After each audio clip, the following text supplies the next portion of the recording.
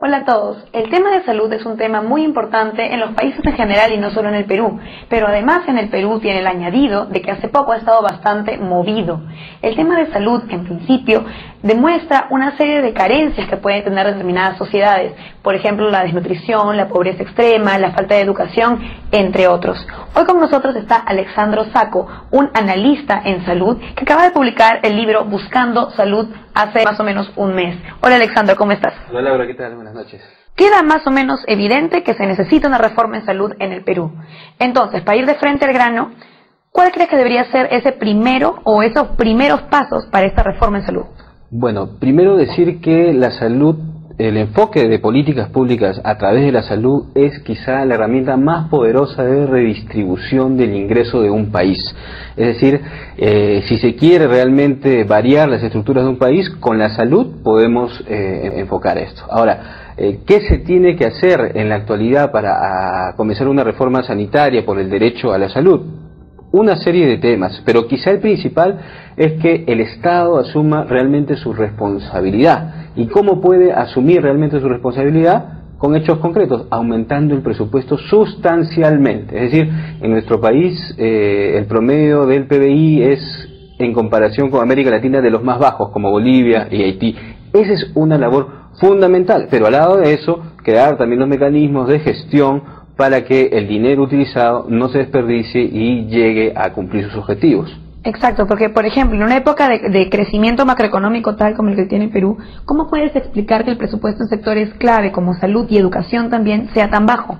Sí, y ha crecido no lo que debería crecer. Si bien es cierto, tampoco es que ha decrecido, pero ha debido crecer más en estas épocas. Eso yo creo que se debe a problemas de mentalidad de los gobernantes. Hace poco estaba acá el señor Klinsberg del PNUD señalando que en los países que en la mitad última del siglo pasado se han desarrollado, como Irlanda, como Israel, como Costa Rica u otros más, no han tenido que esperar que el dinero comience a chorrear para hacer las reformas, sino que ha sido al revés. Han invertido primero en educación, primero en salud, y es así que los estándares de vida, de calidad de vida de la gente ha ido mejorando. Y además, ahora que está de moda el tema de la competitividad y el mercado y la globalización, es un tema de sentido común. Si tú inviertes más en salud, la gente se va a enfermar menos, y ese dinero que ahorra le va a servir para otros quehaceres, para otras dedicaciones, y así comenzamos un círculo. Es decir, si estamos en una sociedad de consumo, hasta por ese lado se podría enfocar. Claro, o sea, por todos lados parece que es algo positivo. ¿Qué podemos hacer como ciudadanos para mejorar el tema de salud en el Perú? Hay pocos canales participativos en nuestro país, pero en los países donde se ha dado reforma sanitaria ha sido con participación social. Cuando uno pregunta a la gente qué es lo que quieren en salud, es muy distinto de lo que sus gobiernos regionales, locales o nacionales son lo que ellos creen que deben hacer. La ciudadanía debería buscar cada vez más canales y el Estado dar estas ventanas para que puedan no solamente recomendar, sino también ser parte de la gestión. Y hay un ejemplo muy interesante, que son las comunidades locales de administración en salud, que están alrededor de en 33% de los puestos de primer nivel en el país, gestionadas por la propia comunidad. La propia comunidad elige a su gerente, el Estado les remite el presupuesto y ellos, a través de esta organización, son los que deciden a quién contratan, cómo contratan, cuánto contratan y cuánto les pagan. Y los niveles de aceptación son mayores que en los que están gestionados por el Estado. Claro, porque es por ellos mismos. Más que dividirnos por médicos, usuarios o Estado, creo que identifiquemos claramente quiénes son los que estamos a favor de una reforma profunda del sistema de salud para que sirva esto como redistribución del ingreso que está teniendo en nuestro país y de poder tener mejor calidad de vida, que es a lo que aspiramos todos finalmente. Parte de esta reforma de salud, la comentabas hace un minuto conmigo, era respecto al seguro universal. Explícanos un poco esa idea, ese proyecto. Claro, la reforma sanitaria tiene varios aspectos, pero quizá el eje de una reforma sanitaria sea poder lograr lo que se conoce en los términos sanitarios como el aseguramiento universal en salud. Es decir, en la actualidad nuestro país tiene el SIS, que cubre a 20-25% de la población, salud, que cubre a 19-20%, en teoría, los cubre bien, y seguros privados, seguros de las Fuerzas Armadas y policiales, 3 o 4%. Es decir, casi 55% del Perú no tiene un seguro de salud. La reforma del aseguramiento universal propone que poco a poco, obviamente, ir hacia un horizonte en el que todos tengamos acceso a salud cuando lo necesitemos, sea a través de los servicios públicos y también involucrando a los privados. O sea, tampoco es cuestión de tener prejuicios,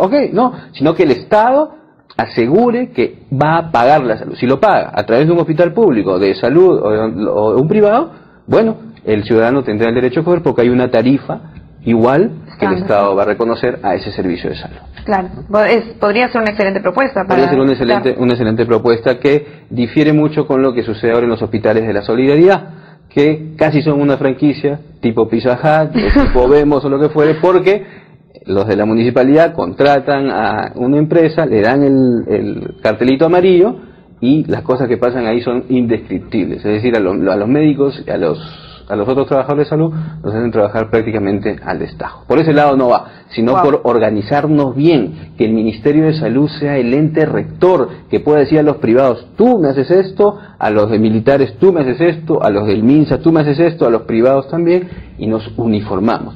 Esa es la aspiración de un sistema de aseguramiento universal. Y se parece que puede ocurrir, por lo que vemos, siempre y cuando nos pongamos de acuerdo y llevemos el plan. En la actualidad hay 8 propuestas de ley en el Congreso. La Comisión de Salud ha trabajado un resumen de esas propuestas y lo está poniendo a discusión.